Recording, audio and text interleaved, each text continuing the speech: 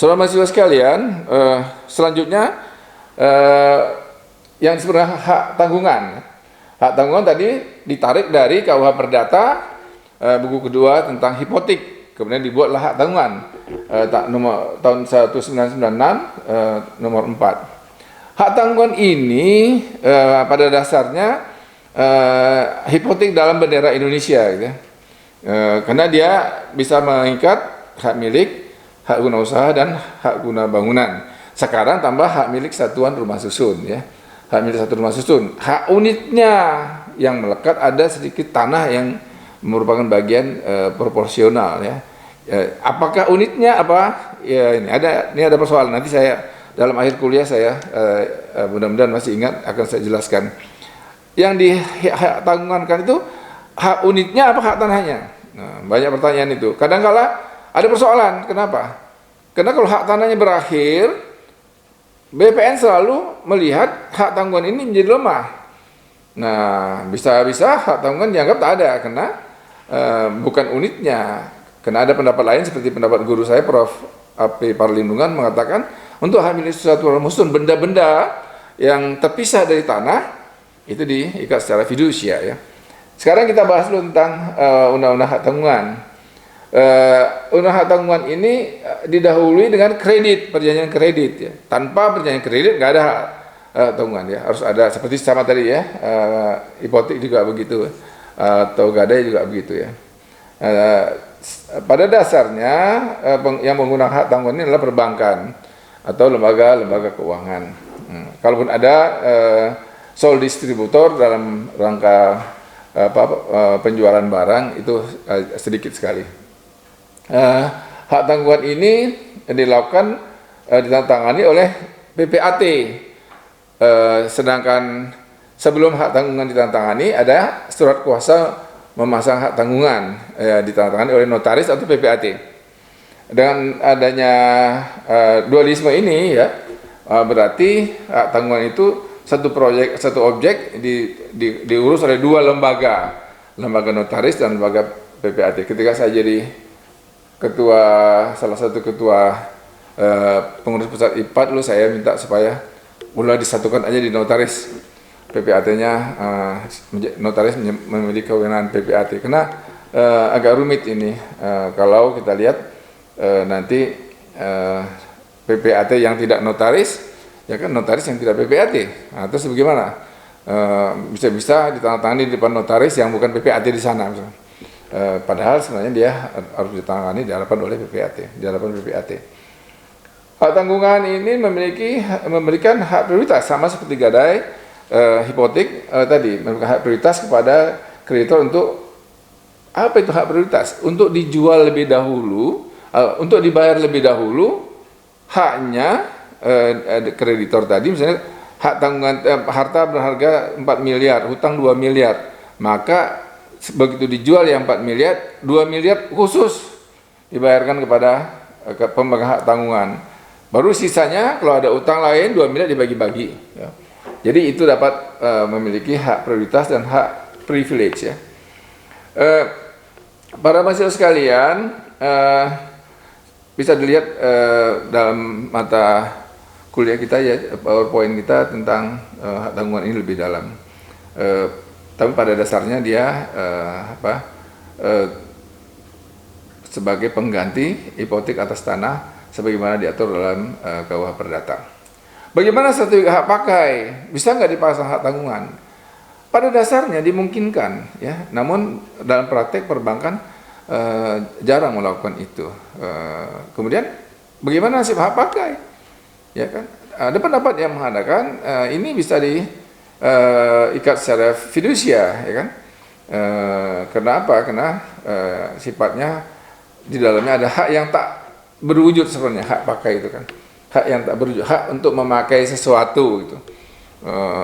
Tapi fidusia sendiri pun belum mendalami itu. Jadi dari hak yang ada dimiliki, yang ada hak yang diatur oleh hukum tanah dan hukum hak milik satu rumah susun, hanya hak milik, hak guna usaha, hak guna bangunan, hak milik satu rumah susun yang dipasang hak tanggungan. Bagaimana dengan hak pengelolaan? Hak pengelolaan nggak bisa.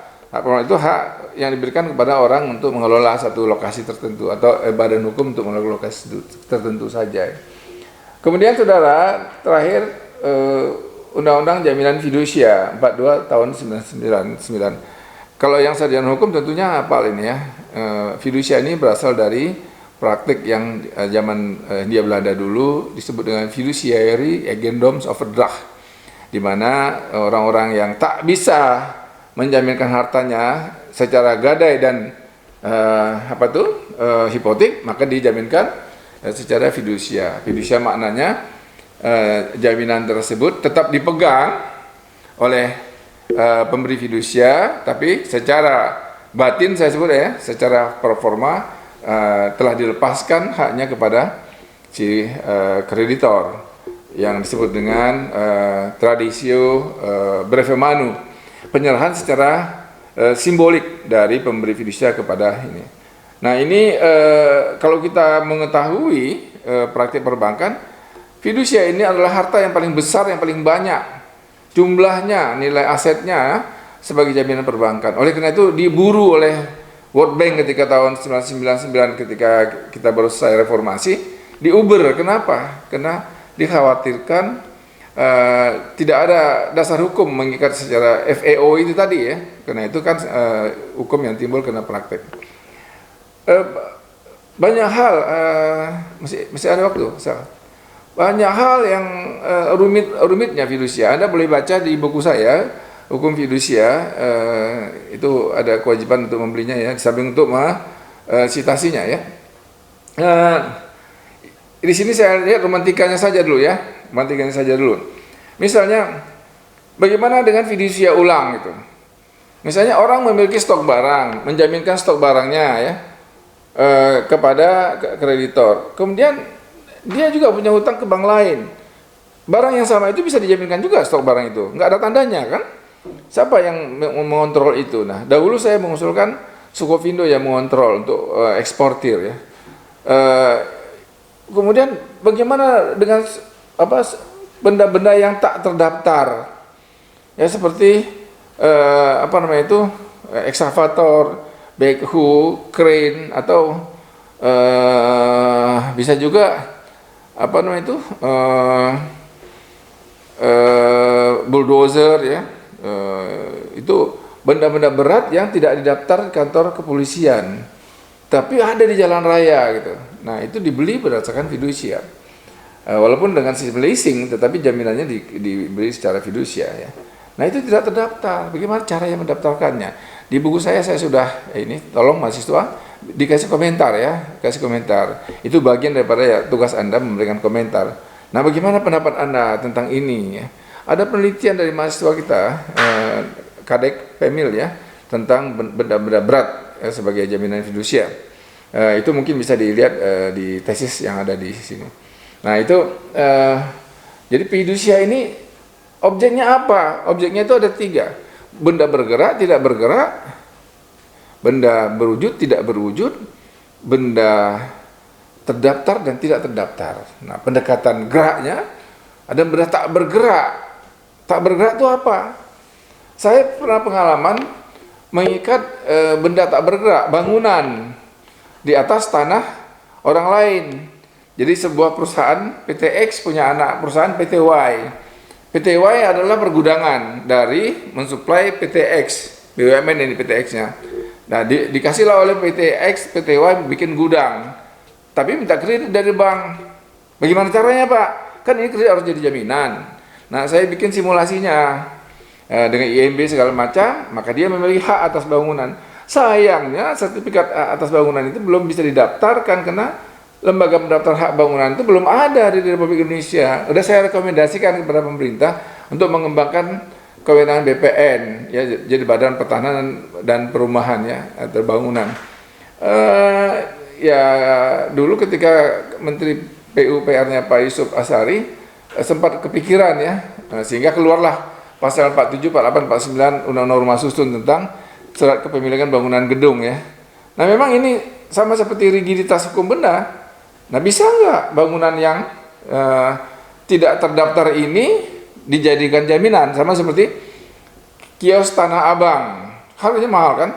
Nah, tapi suratnya cuma hak memakai kios kenari gitu ya, atau juga pasar tradisional. Itu benda-benda tidak bergerak yang bisa didaftarkan fidusia. Itu perlu pendalaman dan pemahaman yang lebih dalam diberikan kepada pemerintah, dan pemerintah harus segera juga.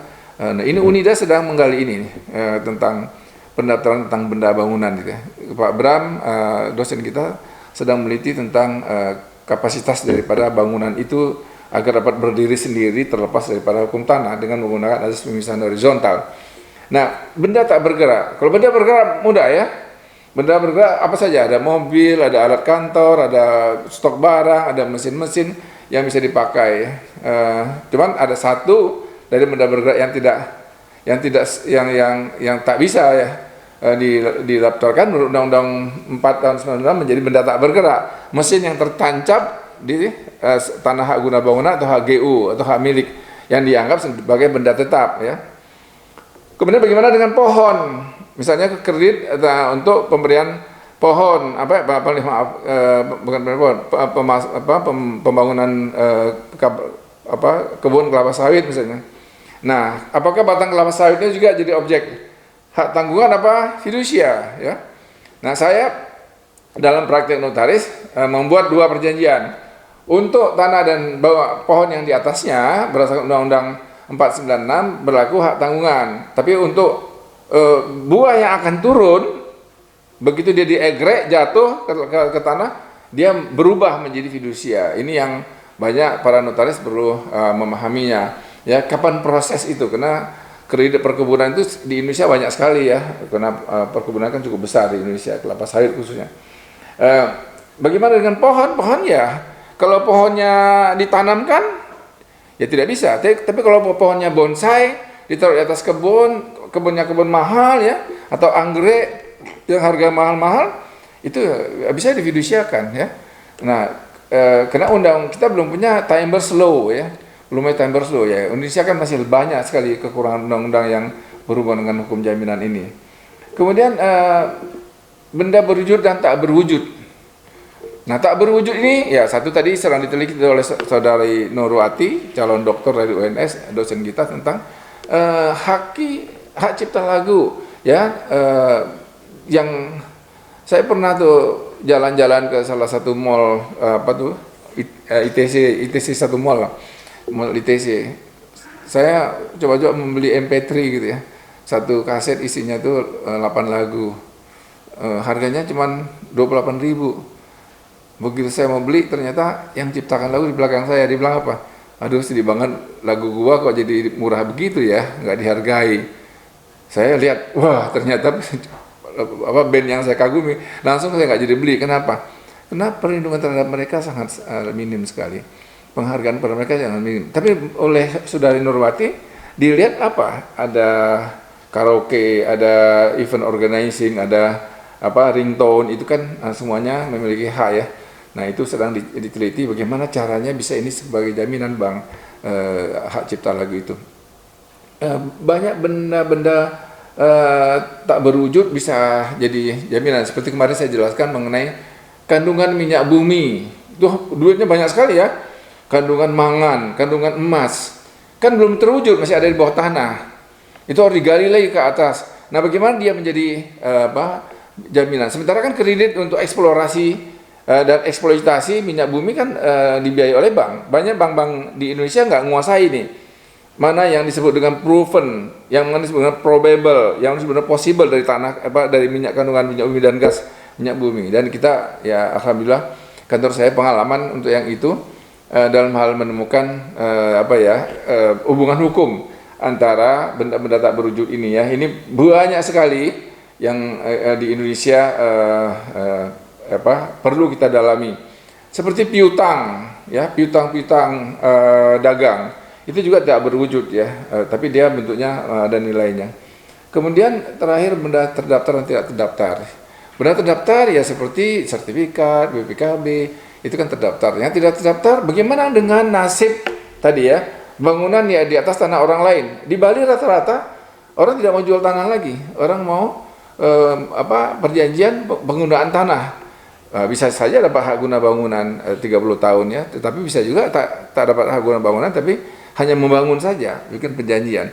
Nah, disinilah diperlukan azas pemisahan horizontal, di mana harus dipisahkan antara bangunan dengan tanah. Saya sebutkan pada waktu kuliah yang lalu, bagaimana dengan bangunan-bangunan di atas jalan raya, seperti yang di Pondok Indah Mall, yang di Krekot, yang di apa namanya itu Duta Merlin itu banyak tempat lah di Jakarta yang sudah praktek itu ya. Kemudian juga yang ada di MRT, subway. Nah, itu perlu hukum yang memang untuk ditegaskan supaya bagaimana dia diregister oleh sistem registrasi Indonesia. Di Malaysia ada namanya kantor pusat pendaftaran hak ya, sama seperti di Jepang juga ya. Siapa yang mau mendaftar hak masukkan di situ dan dihargai oleh hukum. Nah, di kita belum ada itu.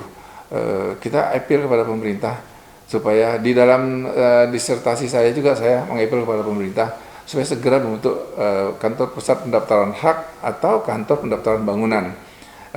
Kalau memang rumit kena ada gesekan antar instansi, kewenangan BPN aja diperpanjang, diperluas kantor pendaftaran tanah dan pendaftaran bangunan.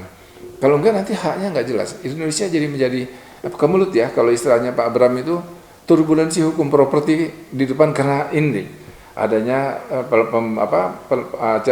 penerapan azas pelekatan dalam pendaftaran rumah susun ya. Tapi nanti mengenai rumah susun dan rumah romantikanya kelihatannya hari ini kita tidak cukup waktu karena durasinya terbatas oleh Kang Faisal dan kawannya, siapa namanya? Gifari ya. Oleh karena itu sore ini para mahasiswa sekalian, saya pikir kita cukupkan dulu kuliah tentang hak kebendaan atau hukum jaminan kebendaan. Mudah-mudahan ada manfaatnya. Bagi mereka yang ingin bertanya jawab, silakan ikut dalam sesi tanya jawab. Saya sedang berusaha, karena saya gaptek menggunakan Zoom ya, tapi Kang Faisal lagi janji nanti ada Zoom, kita bisa diskusi by Zoom, bisa salah seorang ikut diskusi dalamnya. Jika tidak puas mungkin bisa pakai WA, kita bisa teruskan ya melalui WA grup dari program Magister Ilmu Hukum. Tapi lebih bagus kita gunakan dengan sistem interaksi online, itu lebih bagus untuk meningkatkan juga kemampuan kita menggunakan online dalam rangka study in home ya, SIH ya. Kalau kita work from home, kerja di rumah, itu sesuai anjuran pemerintah. Semoga cepat COVID-19 ini berakhir. Namun begitu, karena Unida sudah masuk ke dalam sistem pengajaran modern, sistem daring ini masih tetap kita terapkan. Terakhir sebelum menutup kuliah ini, saya minta supaya dalam kuliah ini Anda memberikan komen lagi. Baik lihat buku saya, buku konsep-konsep kepemilikan properti asing bagi dalam hukum properti Indonesia, hukum properti 1 dan 2 ya, yang sudah di launching tapi soft launching belum grand launching, hukum fidusia dan jurnal-jurnal yang ada, dan harus disebutkan ya, diambil langsung dari situ, kena Anda catat di komentar 2 halaman, supaya dengan demikian saya tahu kehadiran Anda bukan sekedar chat tapi juga sudah memperhatikan apa yang kita pelajari. Semoga Anda dapat ilmu, saya dapat pahala. Wallahu yaqulul haq wa huwa yahdi sabil. Martin Rustami dari Universitas Juanda. Assalamualaikum warahmatullahi wabarakatuh.